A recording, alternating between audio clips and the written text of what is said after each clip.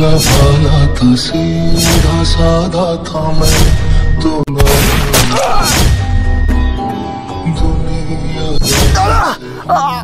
আমার কথা বিশ্বাস করো, আমি বেঈমান নই।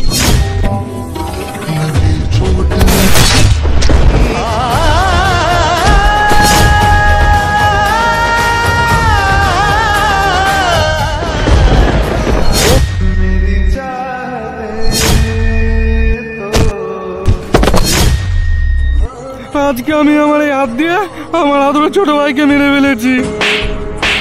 স্যার, আপনি এত আফসোস করছেন কেন? আপনি আপনার ভাইকে মারেননি, একটা দেশদ্রোহীকে মেরেছেন। ঠিক বলেছি আমান, একটা দেশদ্রোহী কোনো সময় আমার ভাই হতে পারে না।